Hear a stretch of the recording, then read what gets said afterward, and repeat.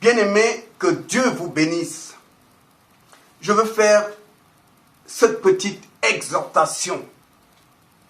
Parce que tout dernièrement, je parlais avec une personne. Et la personne m'a dit, frère, en ce moment, comme beaucoup d'hommes de Dieu sont au courant de l'utilisation des bagues magnétisées, des grosses bagues. Vous avez vu les doigts d'un franc-maçon, celui qui est dans la franc-maçonnerie, il a des grosses bagues. Celui qui est dans la Rose-Croix, il porte des grosses bagues. C'est des bagues travaillées. Ce ne sont pas des bijoux, c'est des bagues travaillées.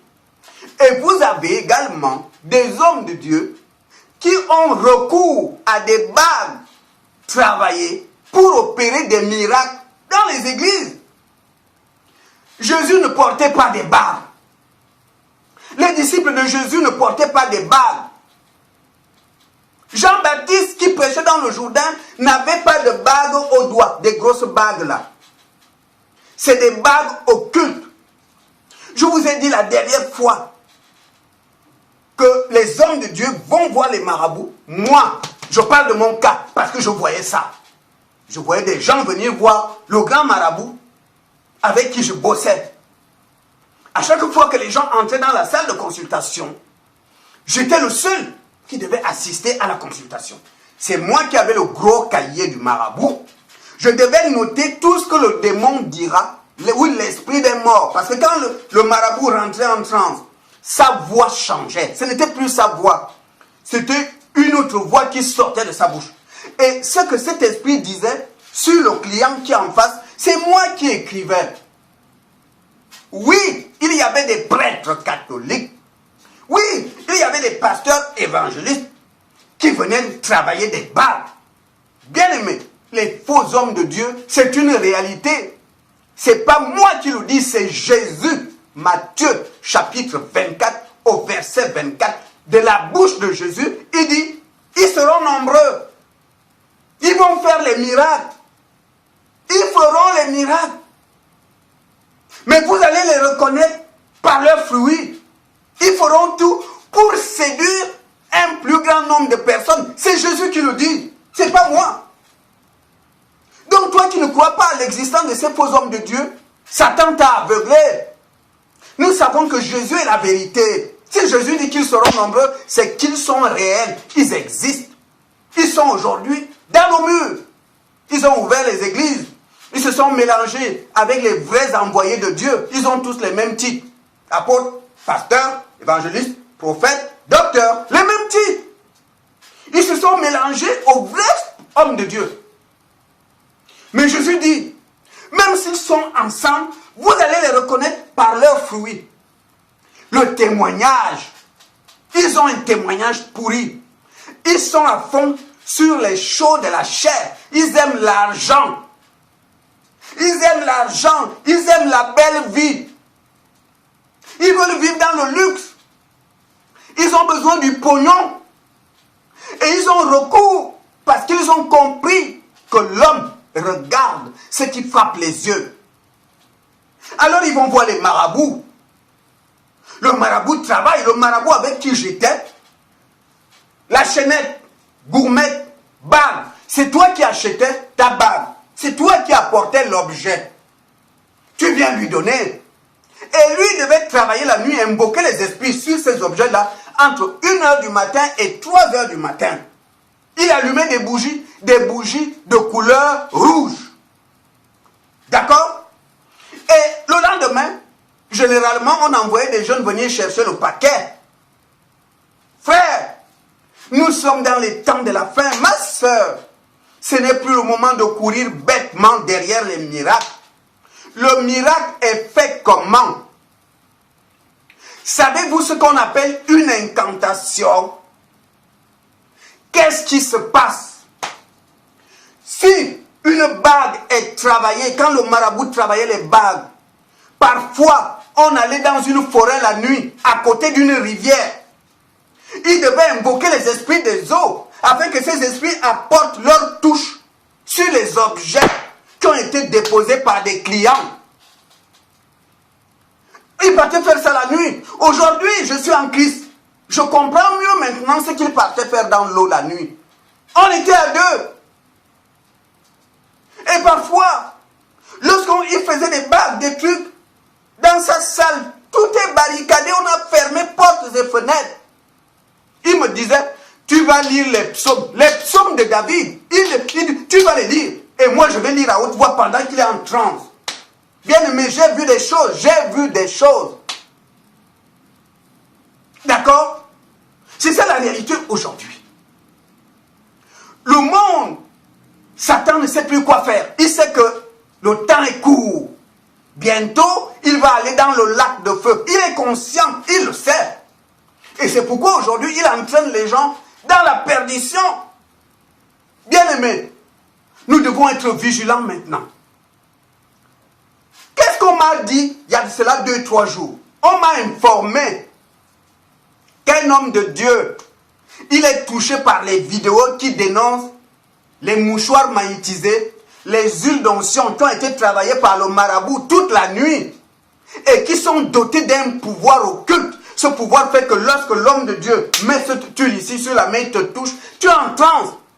En fait, c'est des esprits liés à l'objet qui sont en train d'agir sur toi. C'est quoi une incantation chez les marabouts? Je vous fais rapidement un petit témoignage. Moi, j'avais une grosse bague ici. Il ne fallait pas que si je couche avec une femme, la main la touche le sexe de la femme. Sinon, je risquais de perdre la puissance de la bague. D'accord? Mais c'est quoi une incantation? Le marabout communique avec des esprits. Il prend la bague que tu as apportée. Il va lier à la bague une puissance démoniaque. Pour que cette puissance puisse agir quand tu le veux, il faudrait que tu fasses une incantation. Une incantation, quel genre d'incantation? Le marabout te dit, bon, l'esprit qui est lié à la bague s'appelle soleil. Donc, quand tu veux que l'esprit agisse, il suffit de dire soleil, soleil, soleil. Les gens vont croire que tu parles du soleil qui se lève le matin. En fait, tu t'adresses à un démon. Le démon qui est lié à la bague ou au mouchoir magnétisé ou à l'huile. Le marabout peut te dire, tu vas l'appeler feu. Tu l'appelles feu. Ce qui fait que lorsque tu seras là, devant les gens, feu, feu, feu, feu. En fait, c'est une incantation. Tu t'adresses à cet esprit, c'est un langage codé. Les gens qui ne connaissent pas, eux ne comprennent rien. Ils pensent au feu de bois. Ils pensent au feu quand tu as les tiges d'allumettes là. Ils pensent au feu quand tu allumes ton gaz. Mais il ne s'agit pas de ça. C'est un démon qui a pris ce nom. Satan, c'est un menteur. Combien de fois pour les personnes qui font les délivrances? Parce que moi, j'ai déjà connu ça. Tu imposes les mains, un esprit se manifeste. Tu lui dis, c'est qui ton nom? Seigneur. Il te dit, je m'appelle Seigneur. Vous vous rendez compte? Mais la Bible dit qu'il y a plusieurs seigneurs. Des faux seigneurs. Mais c'est un démon qui te dit, mon nom est Seigneur. Et pourtant, s'il y a des nouveaux convertis, ils vont penser que c'est le Seigneur Jésus. Mais non, c'est des démons. Les démons prennent n'importe quel nom. Ce sont des menteurs. Donc un démon peut dire, moi c'est feu. Et quand j'impose les mains aux gens, feu, feu, vous voyez les gens tomber par terre, feu, les gens tomber, feu. En fait, je suis en train d'ordonner au démon qui travaille avec moi, qui s'appelle feu, d'agir.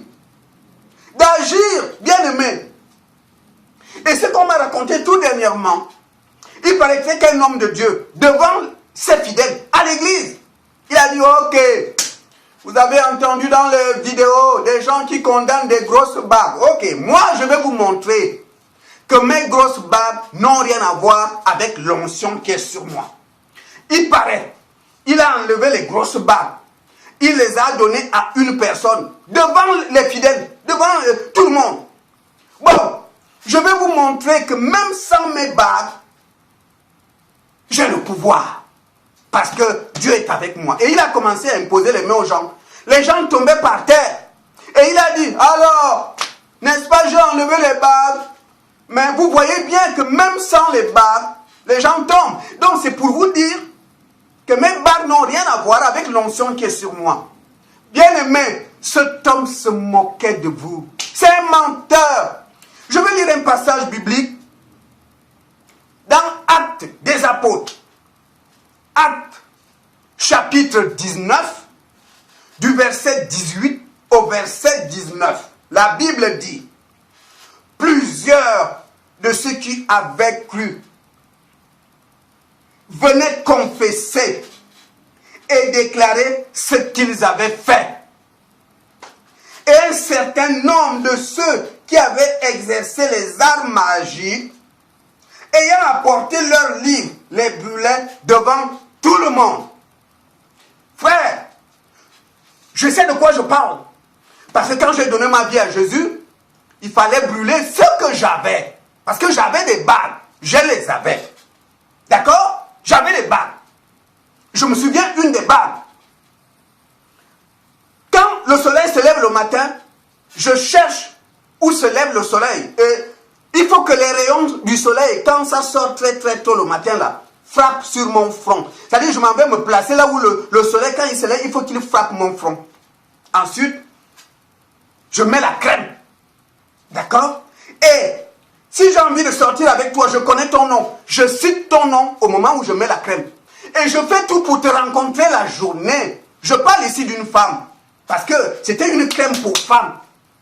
Et quand je vais te croiser, malheur à toi si tu me regardes. Parce que tu vas me voir briller comme le soleil. Mais c'était un démon. C'est du diable. Bien aimé, lorsque j'ai donné ma vie à Jésus, j'ai brûlé tout ça. La Bible dit, Acte 19, du verset 18 au verset 19, les gens brûlaient devant tout le monde. On brûlait les objets. Des objets qui avaient touché à l'occultisme.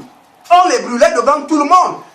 Si ton pasteur veut vous prouver sa bonne foi, parce qu'il ne suffit pas d'enlever les bagues, il les pose de côté, il impose les mains, ça ne change rien. Il pouvait même laisser la bague dans sa voiture.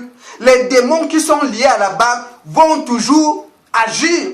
Parce que lorsqu'il va dire feu, feu, feu, les démons en question comprennent le langage codé. Ça veut dire que leur maître leur autorise, ordonne d'agir. Comment détruire la puissance maléfique qui est liée à la bague, à la chaînette avec crucifix ou au mouchoir? Il faut que ça passe par le feu. Si le pasteur fait encore ce cinéma devant vous, dites-lui homme de Dieu. Nous voulons être sûrs. Si vraiment tu veux nous prouver que tes bagues là n'ont rien à voir avec ça, quelqu'un a un briquet ici. Demandez dans la foule si quelqu'un a un briquet. Ensuite, cherchez des bouts de carton, des papiers. Il faut que l'objet soit brûlé. Il faut que l'objet passe par le feu. Il faut que ça passe par le feu. Qu'on ne vous roule pas dans la farine. Donc ce que cet homme de Dieu a fait, c'est du pipeau. Je dis, c'est du pipeau. Il enlève les bagues. Il pose. Alors, regardez mes mains. Et il impose les mains, les gens tombent. Mais est-ce que j'ai les bagues? Non. J'ai enlevé? Non, non. Ça ne veut rien dire. Parce que quand il va dire fire, fire, fire, il s'adresse à un esprit. C'est un démon qui s'appelle comme ça. On appelle ça une incantation. C'est-à-dire tu t'adresses à une divinité, à un esprit. Et c'est cet esprit qui va agir en fonction du contrat entre toi et le marabout. Parce que c'est les consignes. Le marabout t'a dit, ok, la bague que tu as amenée, je l'ai attachée à une puissance. Cette puissance, on va l'appeler feu. D'accord? Quand tu veux que le démon qui s'appelle feu puisse agir, il suffit de dire feu, feu, le démon va comprendre. Il saura ce que tu lui demandes de faire. C'est ça. Donc, un vrai homme de Dieu ne porte pas de chevalière. Les chevalières, on les trouve sur les doigts de ceux qui pratiquent la franc-maçonnerie et d'autres réseaux ésotériques. Aucun disciple de Jésus ne portait des trucs ici. Donc les grosses bagues que vous voyez sur les doigts, ces grosses bagues servent à quelque chose. Le franc-maçon, celui qui est dans la franc-maçonnerie qui met la grosse bague, il sait à quoi ça sert. Ce n'est pas un bijou. Il y a une puissance dedans. C'est des bagues qui sont données dans les loges. On a fait des incantations dessus. D'accord? Et là, je voudrais m'adresser aux jeunes femmes. Tu as un mari. Quand il se déshabille, il a une chaînette, soit dans le t-shirt ou dans la chemise. La chaînette là, il ne la met jamais dehors. Il la glisse là-dedans. Parce que c'est fréquent dans la Rose-Croix. On vous donne des chaînettes des chaînettes. Ce sont des chaînettes travaillées. Ce n'est pas un bijou, parce qu'un bijou, est-ce qu'on le cache? Est-ce qu'on cache un bijou? Mais lui, il a la chaînette, il la glisse là-bas, soit dans la chemise ou dans le t-shirt. C'est des chaînettes travaillées. Ces chaînettes-là sont magnétisées. Bien aimés, nous vivons sur terre avec les enfants du diable. Nous comptons sur Dieu et ils comptent sur leur ventre et sur leur maître, le diable. Pendant que nous on dort la nuit, eux vont dans le monde occulte la nuit pour assister à des réunions. Parce que quand ils vont assister à des réunions, on leur dit tout, comment procéder pour bloquer les enfants de Dieu. Parce qu'il y a une guerre sur la terre. Apocalypse chapitre 12, que dit la Bible? La Bible dit que Satan fait la guerre à ceux qui ont le témoignage de Jésus et qui gardent les commandements de Dieu. Il y a la guerre. Bien aimé, tu es en Jésus, tu es en guerre. Tu es en Jésus, il y a des ennemis qui en veulent à ta vie. Satan te hait. Parce que tu as donné ta vie à Jésus. Satan, sa volonté est que tous les hommes avec lui aillent en enfer. C'est ça la mission. C'est ça le plan du diable. Et toi, tu as donné ta vie à Jésus. Satan te déteste. Et pendant que toi, tu dors la nuit, tu ronfles là. Tu es sous la couette. Mais le diable, lui, est en train de calculer. Qu'est-ce qu'il faut faire pour t'arrêter? Comment faire pour te lier au péché? Donc, en ce qui concerne les faux hommes de Dieu, quel est le contrat? Le contrat avec le diable, c'est quoi? Grâce au miracle que je vais faire dans ton ministère, beaucoup de personnes viendront vers toi parce qu'ils verront la démonstration de la puissance. Ils vont croire que c'est de Dieu, mais en réalité, c'est moi. D'accord? Toi, tu auras l'argent, parce que plus tu auras beaucoup de monde, tu auras beaucoup de dîmes et des offrandes. Mais moi, je gagne quoi? Je gagne l'éloignement de ces milliers de personnes vis-à-vis de Jésus. Parce que Jésus dit, ils vont faire les miracles pour séduire. Le problème, c'est quoi? C'est que plus cet homme fait des miracles, il publie sur Facebook, il publie sur YouTube. C'est pour que tout le monde le voit. Aujourd'hui, qu'est-ce qu'on voit? Les gens partent d'Espagne, Suisse. Oh, il y a l'homme de Dieu en Grande-Bretagne, on prend les trains. Il est en Belgique, on court. Parce que les gens sont attirés par les miracles. Les gens ne sont plus attirés par le salut. C'est par les miracles. Vous connaissez l'histoire des 10 lépreux. 10 lépreux, 10 hommes, ils avaient la lèpre. Ils sont venus voir Jésus. Ils avaient besoin de guérison. La Bible dit que les 10 ont été guéris. Une seule personne a suivi Jésus. Et Jésus lui a dit, où sont les autres? Tout à l'heure, vous étiez au nombre de 10. Et il lui a dit, ta foi t'a sauvé. Celui-là, ce lépreux-là, ce texte lépreux, a eu et la guérison et la vie éternelle. Les 9 autres ont eu qu'une guérison. Bien-aimé, ne cherche pas les miracles, ne cherche pas la guérison, parce que tu peux avoir toutes les guérisons et aller en enfer. Tu peux avoir tout l'argent du monde et aller en enfer. La bénédiction ne t'amènera pas au ciel. D'accord? Si tu cours derrière les impositions des mains, juste pour que ton commerce marche, juste pour que tu trouves un mari, juste pour que tes études marchent, tu cherches juste la bénédiction. Mais tu iras en enfer. C'est pourquoi aujourd'hui, Satan pousse ses agents à faire que des miracles, parce que les hommes suivent les miracles. Les hommes courent derrière les miracles. Et c'est pourquoi Jésus nous dit, cherche en premier le royaume. Le reste, les guérisons, les délivrances, la bénédiction, c'est après. Cherche en premier le royaume. Et le reste te sera donné. C'est pourquoi je termine en disant que si un homme de Dieu, où que vous soyez, il avait des bagues, vous avez remarqué que les bagues ne sont plus là. Bien-aimé, c'est la preuve que cet homme a entendu ce qui se dit dans les vidéos et il a décidé de cacher ses bagues. Mais c'est la preuve que ce sont des bagues occultes. La preuve, il les a enlevées. Qu'est-ce qu'il doit faire s'il veut vraiment vous prouver sa bonne foi? Il doit réunir l'église. Comme dans Actes des Apôtres, au chapitre 19, les choses étaient brûlées devant les fidèles. Le pasteur doit dire, ok, après le culte, il appelle l'église. On va derrière la maison, on cherche des bouts de papier, des cartons, des petits bois. Quelqu'un a un briquet, oui, on lui donne le briquet, il pose les bagues, il les brûle. Il Il faut que ça soit brûlé. Tant que c'est... Parce qu'il n'y a que le feu qui va détruire le lien démoniaque qu'il y a entre cette bague et le monde occulte et la divinité que le marabout a liée à la bague. Tant que ça ne passe pas par le feu, tout est intact. Même s'il les enlève, il peut même laisser la bague dans sa valise à la maison. Il peut même laisser la bague dans sa voiture. Tant que l'objet n'est pas brûlé, tant que ça ne passe pas par le feu, tout ce qu'il peut vous dire, c'est du pipeau, c'est du cinéma. D'accord? Donc, ce que cet homme de Dieu a fait là à l'église, si j'avais été là, j'allais lui dire, monsieur, j'allais me présenter. Et j'allais lui dire, monsieur, que vous enlevez les bagues, vous posez à côté, vous imposez les mêmes. J'allais lui dire, mon frère, moi là, je suis passé par ces choses-là, je connais. D'accord? Si vraiment tu veux nous prouver ta bonne foi, d'accord? On sort du bâtiment, on brûle ça dehors. Il ne va pas accepter. Il ne va pas accepter qu'on brûle. Parce que sa puissance dépend de ses bagues. Sa puissance dépend de ce mouchoir magnétisé. Sa puissance dépend de ces huiles d'onction qui ont été travaillées par le marabout. Le marabout a fait des incantations sur ces huiles. Donc, vous qui partez acheter ces bouteilles d'huile-là. Je connais une femme qui m'avait dit, depuis que j'ai amené cette bouteille à la maison, j'ai des cauchemars la nuit. Mais oui, parce que ces bouteilles d'huile-là ont été travaillées par le grand marabout. On a fait des incantations, c'est-à-dire on a lié des démons à cette huile-là. L'huile est déjà souillée par les démons. Toi, tu la mets dans ta chambre. Les démons qui sont liés à cette huile, tu les entraînes dans ta chambre. Bien-aimés, lisez la Bible. Il est temps que les enfants de Dieu marchent selon ce que la Bible dit. Lisez la Bible. Qu'on ne vous balance pas de gauche à droite comme un ballon. Arrêtez. Vous avez des gens qui sont en depuis 10 ans, qui sont encore comme des bébés. C'est choquant. Lorsque vous êtes à l'église, vous demandez, on va lire dans Éphésiens.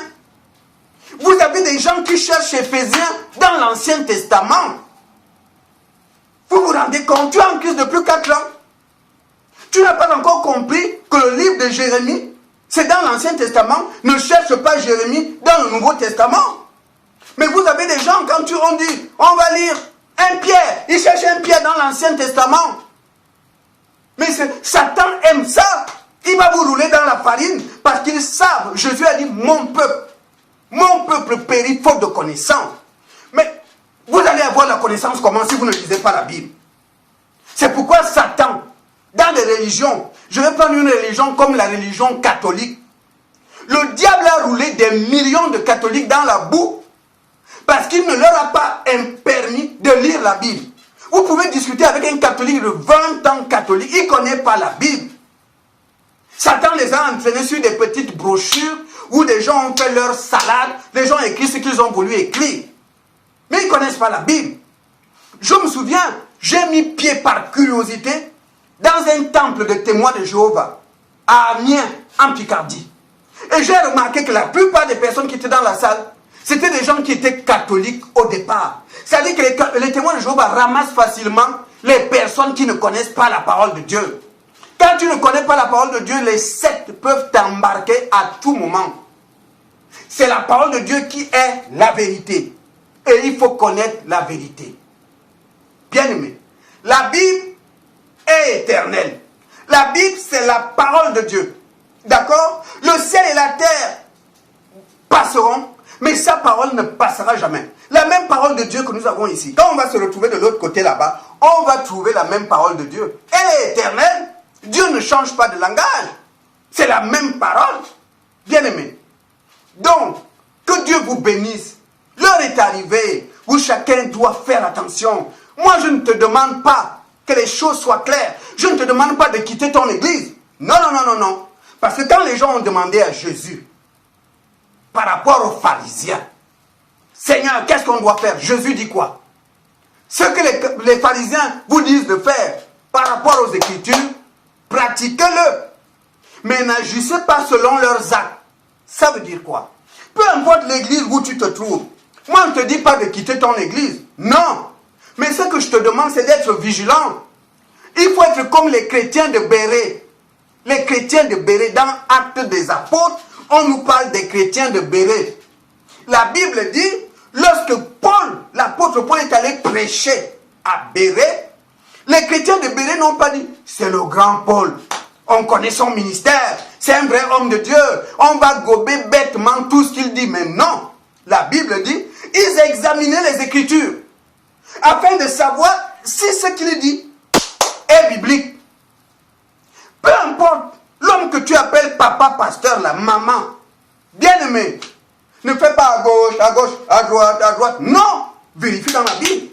Et je voudrais vous dire que ce n'est pas un péché de dire à l'homme de Dieu, pasteur, pouvez-vous me donner la référence biblique qui me dit de faire ce que tu me dis de faire? Je veux juste la référence. Ce n'est pas un péché. C'est normal. Parce que tout homme est faillible. Mais c'est la parole de Dieu qui est la vérité. Lorsque tu vas mourir, parce que nous sommes tous appelés à mourir un jour. Quand tu vas te retrouver devant Jésus là, il y aura Jésus et toi et sa parole. Il n'y aura pas ton pasteur. Tes parents ne seront pas là. Le diacre de ton église, il ne sera pas là. D'accord? Ton prophète que tu suis partout là, il ne sera pas là. Il y aura Jésus, toi et sa parole. Et Jésus va te juger par rapport à sa parole. Donc si tu essaies de lui dire, mais c'est le pasteur qui m'avait dit de faire, Jésus va te dire, attends, c'est le pasteur qui t'a appelé à le suivre ou bien c'est moi Jésus? C'est moi le berger, c'est moi le sauveur, le vrai sauveur. D'accord? Donc c'est pourquoi, frère, lisons la parole, soyons bibliques et le diable fuira loin de nous. Donc, frère, l'heure est arrivée où vous devez ouvrir vos yeux parce que nous sommes dans les temps de la fin. À l'heure où je vous parle, les faux hommes de Dieu se sont mélangés aux vrais.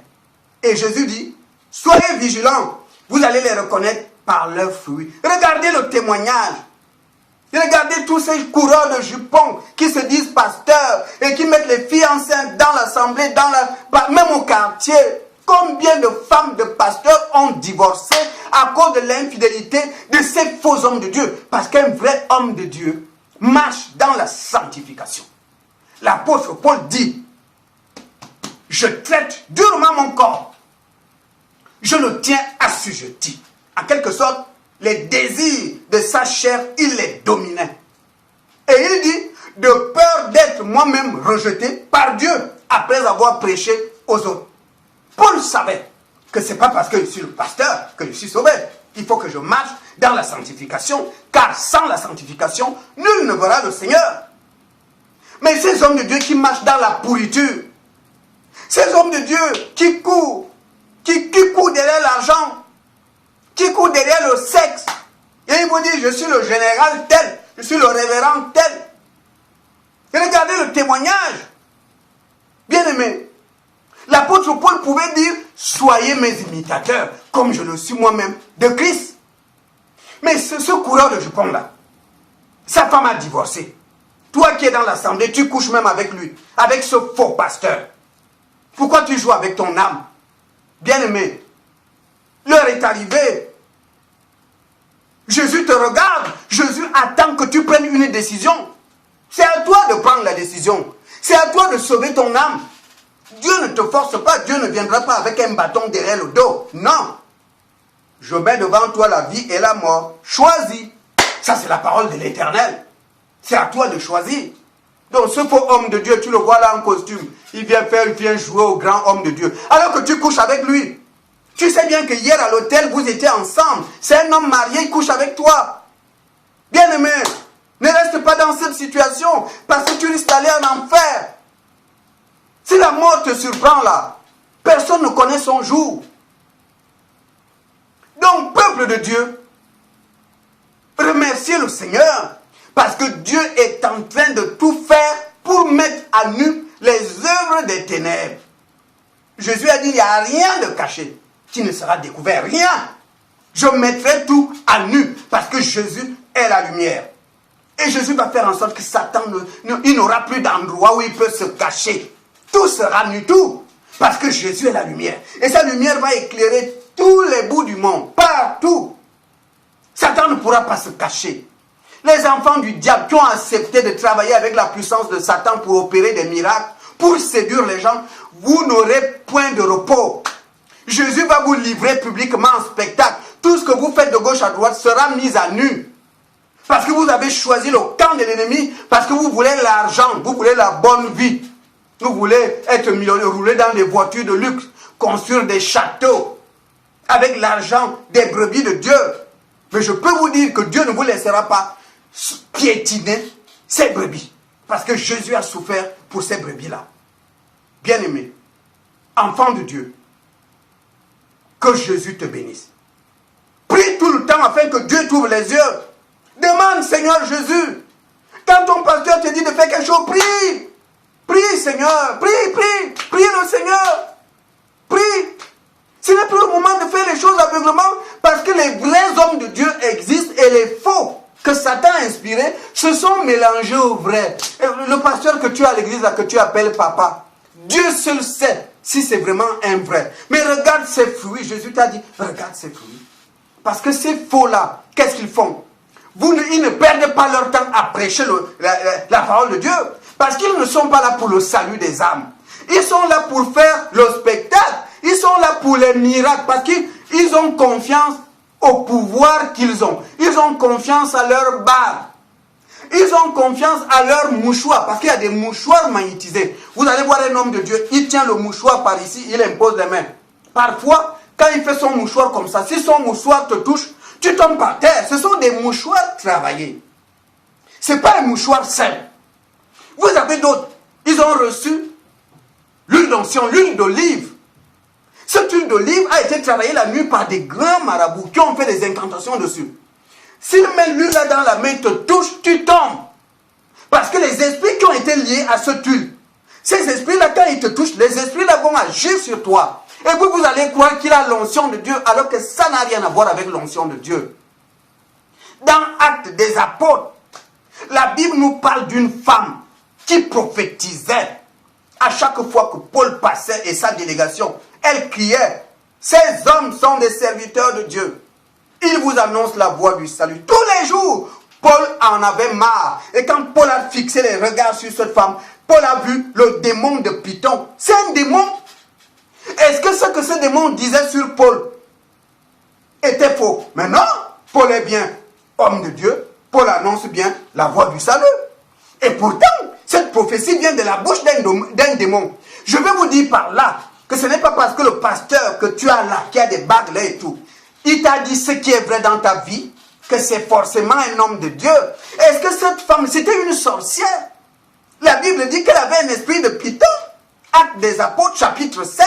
Elle avait un esprit de Python. Est-ce qu'elle avait le Saint-Esprit? Et pourtant, la prophétie qui sortait de sa bouche était vraie. Donc, ce n'est pas parce que l'homme de Dieu t'a dit, ton mari t'a fait ça, et que c'est vrai, que forcément, Satan aussi peut te donner une prophétie qui est vraie. La preuve, l'esprit de Python, c'était pas un mensonge. Paul est bien serviteur de Dieu. Paul annonce bien la voie du salut. Il n'y a pas de mensonge là-dedans. Donc, ce n'est pas parce que celui-là, ses prophéties, il t'a dit, tu as dit, dans le sac, et tu ouvres comme ça, tu as dit, que, oh, c'est vraiment un homme de Dieu, ce qu'il me dit est vrai. Ça ne veut rien dire. La femme qui avait l'esprit, le démon de Python, est-ce que ses prophéties étaient vraies? Mais oui, mais oui. Est-ce qu'elle a le Saint-Esprit? Non. Est-ce que Dieu n'a pas utilisé cette sorcière? Non, c'était Satan qui parlait de sa bouche. Et ce que le diable disait là sur Paul était vrai. Donc ce n'est pas parce que les prophéties qu'ils font, prophétie, prophétie, prophétie, et que vous avez les preuves que c'est vraiment ça, ça ne veut rien dire. Bien aimé, ça ne veut rien dire. Les vrais hommes de Dieu ne portent pas de chevalière au doigt. Les chevalières, c'est dans les loges ésotériques. Ce sont ces gens-là qui portent les chevalières. Un vrai homme de Dieu n'a pas de chevalière ici. Enfants de Dieu, qu'on ne vous trompe pas, réveillez-vous. Les hommes de Dieu ne portent pas de chevaliers. Les chevaliers, on les trouve dans la franc-maçonnerie. Les chevalières même de la franc-maçonnerie sont des bagues travaillées. Ce n'est pas des bagues simples. Donc, qu'il enlève ça et il vous dit, voilà, j'ai enlevé. C'est du pipeau, c'est du mensonge. Pour que la puissance démoniaque, je vais terminer par ça, qui est liée au mouchoir, qui est liée à la barbe, qui est liée à l'huile d'olive, pour que cette puissance soit brisée, il faut que l'objet passe par le feu. Je dis bien par le feu. Actes des Apôtres nous dit clairement qu'on amenait ces choses et on les brûlait devant tout le monde. Si votre pasteur veut vous prouver sa bonne foi, il faut qu'il brûle la barbe, qu'il brûle le mouchoir et ses huiles devant tout le monde. Mais s'il ne le fait pas, c'est un menteur. Que Dieu vous bénisse. Bien-aimés, je vous dis bonjour. D'accord? Là, j'ai une petite exhortation à faire. Cette exhortation concerne les personnes qui viennent de se convertir, qui reviennent du monde. La Bible dit dans le livre d'Hébreux que celui qui est encore enfant en Christ est encore charnel. C'est-à-dire, il voit les choses comme le monde. Tout dernièrement, je parlais avec un bien-aimé et le bien-aimé m'a posé la question sur le titre de général. C'est un nouveau converti, c'est quelqu'un qui vient de se convertir. Il m'a dit, frère, j'entends général, bishop, général, est-ce que c'est biblique? Bien-aimé, je vais tout simplement te dire que ce n'est pas biblique. Je vais lire dans la Bible.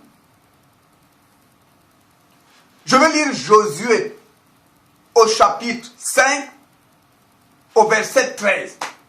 Parce que le frère, il se demande pourquoi général. Parce que le frère a lu, il a vu dans la Bible, il ne voit pas un ministère où il y a général. Et il m'a posé la question. Parce que la Bible dit que le Saint-Esprit, c'est le Saint-Esprit qui distribue les ministères comme il le veut. Il peut dire, toi, tu es apôtre, celui-là, évangéliste, toi, docteur, prophète, pasteur. C'est le Saint-Esprit, comme il veut. Mais le frère me pose la question, cette histoire de général, bishop, général, évangéliste, ça sort d'où? Et moi je lui ai dit, frère, je n'ai jamais vu ces trucs-là dans la Bible. Et puis le nouveau converti m'a dit, frère, on ne sait jamais, peut-être Dieu leur a révélé qu'ils étaient des généraux de l'armée de Dieu. D'accord? Moi, je lui ai dit, bien aimé, c'est des histoires, je ne crois pas à ça. Bon, comme c'est la parole de Dieu qui est la vérité, je vais lire un passage dans Josué au chapitre 5, Josué chapitre 5 au verset 13. En fait, dans Josué, le peuple d'Israël était en guerre contre les Philistins. D'accord? Et Josué va vivre quelque chose personnellement. Donc je vais lire Josué 5 au verset 13. La Bible dit ceci. Comme Josué était près de Jéricho, il leva les yeux et regarda. Voici, un homme se tenait debout devant lui, son épée nue dans la main. Il alla vers lui et lui dit, es-tu des nôtres ou de nos ennemis? Le peuple d'Israël est en guerre contre leurs ennemis. Et Josué voit devant lui un monsieur qui tenait une épée. Josué ne comprend rien. Josué ne sait pas d'où vient la personne. Il ne le connaît pas, mais Josué veut se rassurer. Il va vers lui et lui pose la question. Monsieur, tu es avec nous ou contre nous? D'accord? Et là, au verset 14, ce personnage qui était devant Josué répond, non, mais je suis le chef de l'armée de l'Éternel. Je suis le chef de l'armée de l'Éternel. Il n'a pas dit, je suis l'un des chefs. Il ne dit pas, je suis l'un des chefs de l'armée de l'Éternel. Il dit, c'est moi le chef. L'Éternel a une armée et je suis le chef de cette armée. D'accord? Je suis le chef de cette armée. J'arrive maintenant. Josué tomba le visage contre terre, se prosterna et lui dit, qu'est-ce que mon Seigneur dit à son serviteur? Josué a compris qu'il n'a pas affaire à n'importe qui. Josué craignait Dieu. Et la personne lui dit, c'est moi le chef. le chef de l'armée de l'Éternel. En quelque sorte, c'est moi le général de l'armée de l'Éternel. Je ne suis pas l'un des chefs, c'est moi le chef. D'accord? Je vais également lire dans la Bible toujours. Nous allons partir dans le livre d'Apocalypse au chapitre 12. Dans le livre de Josué, le monsieur lui a dit, je suis le chef. Mais il n'a pas donné son nom. Mais nous avons le nom de ce chef dans Apocalypse au chapitre 12, au verset 7. Je lis la parole de Dieu. Et il y eut guerre dans le ciel. La guerre est dans le ciel. Michael et ses anges combattirent contre le dragon. Et le dragon et ses anges combattirent. Mais ils ne furent pas les plus forts et leur place ne fut plus trouvée dans le ciel. On nous révèle ici qu'il y a une guerre dans le ciel. Il y a eu une guerre. Michael et ses anges. Dans Josué, il s'est présenté à Josué en disant, c'est moi le chef de l'armée de l'Éternel. Et dans Apocalypse au chapitre 12, ce chef nous donne son nom. La Bible dit, il s'appelle Michael. C'est lui le chef de l'armée de l'Éternel. Bien-aimé, quand vous voyez général machin, ça n'a rien à voir avec la parole de Dieu. Ce sont des titres. C'est des gens eux-mêmes qui prennent des titres. C'est comme moi, je peux dire tout de suite, je suis colonel. Je peux dire tout de suite, je suis général. C'est pas dans la Bible. Aucun disciple de Jésus n'était général. Tous ces généraux-là, général tel, général évangéliste, général prophète, général, ça c'est des titres gonflants. Jésus a dit, ne soyez pas attirés par ce qui est élevé, mais cherchez plutôt ce qui est humble. Mais comme ces personnes-là, dans leur orgueil, ils veulent se faire passer pour des super puissants. Super puissants. Être pasteur, ça ne suffit plus. Révérend pasteur, ça veut dire je suis au-dessus de pasteur. Être évangéliste, c'est moyen, c'est pas assez. Révérend évangéliste, archibishop, général prophète. C'est-à-dire ils sont attirés par ce qui est élevé. Parce qu'ils veulent des honneurs. Ils veulent se faire passer pour des super puissants, pour des grands hommes de Dieu.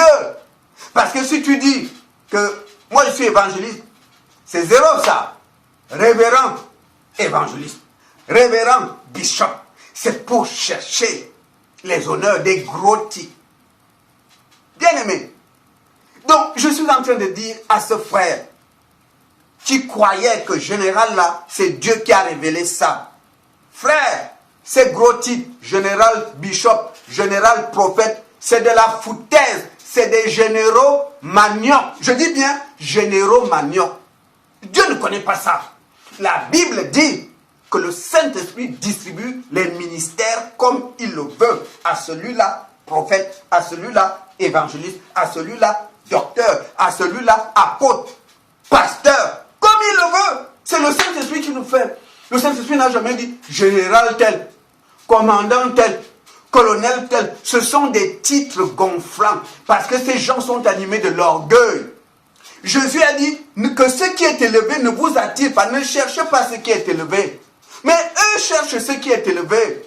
Ils veulent apparaître à vos yeux comme des grands, des super puissants, des gros titres. Général, c'est pourquoi vous voyez général. Le Saint-Esprit ne connaît pas ça. Le Saint-Esprit n'a jamais dit que tu es colonel, tu es capitaine, tu es général. Le Saint-Esprit ne connaît pas ça. C'est des titres d'hommes, c'est charnel. Le chef de l'armée de l'Éternel, Josué l'a vu. Josué a vu le général de l'armée de l'Éternel. Et Josué lui demande, tu es avec nous ou contre nous?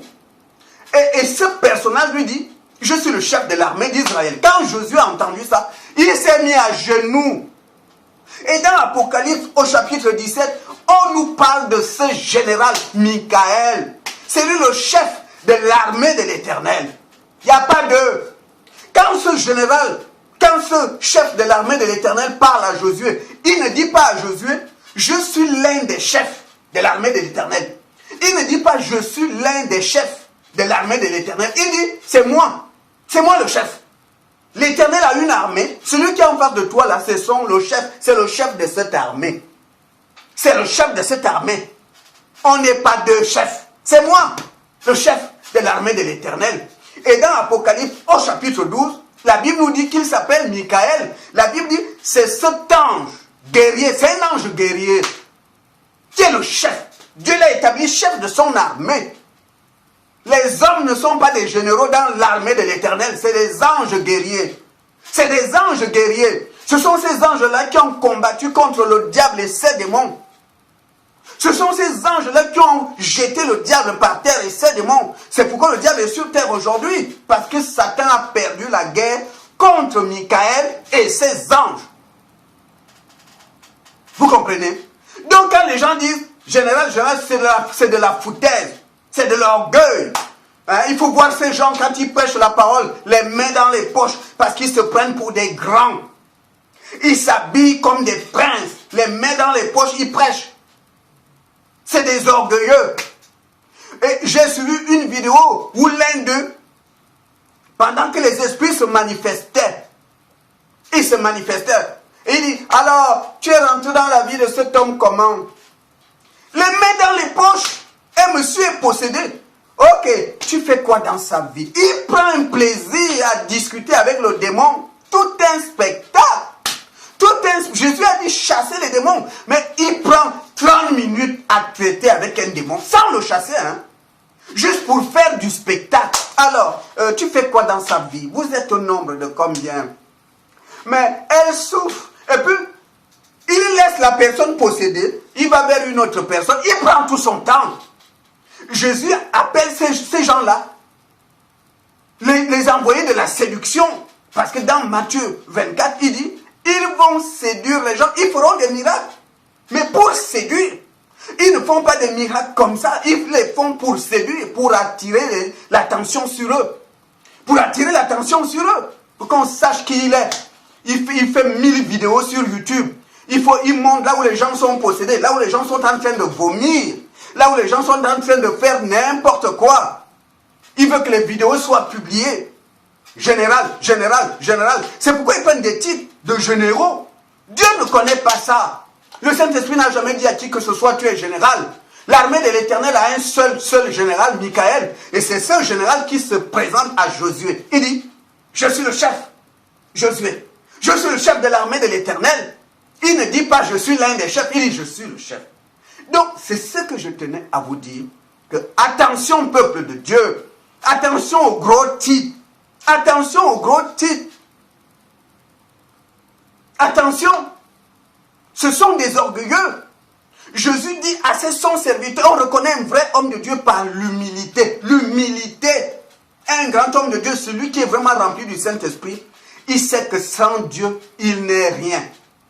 Donc, il dépend de Dieu. Il n'est qu'instrument. Il ne cherche pas à faire le gros dos parce qu'il n'est rien. La gloire est au Saint-Esprit, pas à lui. Et celui-là ne va pas chercher des gros titres. D'accord? Parce que Jésus a dit, cherchez ce qui est bas, humble, pas ce qui est élevé. Mais eux, des gros titres là. Parce que simple pasteur, ça ne suffit pas. Général pasteur. Général évangéliste. Général prophète. Donc, ces généraux-là, Dieu ne les connaît pas. Dieu ne connaît pas ces généraux. Quand on va se retrouver au ciel, que ce soit sur terre, Jésus-Christ a dit, me voici moi et les enfants que Dieu m'a donnés. Dieu le Père existe. Jésus-Christ, le Fils de Dieu, existe. Le Saint-Esprit existe. Ensuite, les enfants de Dieu.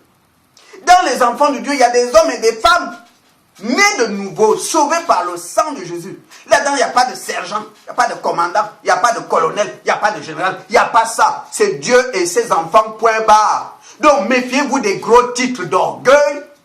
Que les gens prennent X et Y, ils prennent des titres pour séduire. Pour se faire passer pour des supérieurs, pour des grands hommes de Dieu. Voilà. C'est ça la vérité. Bien-aimés, que Dieu vous bénisse.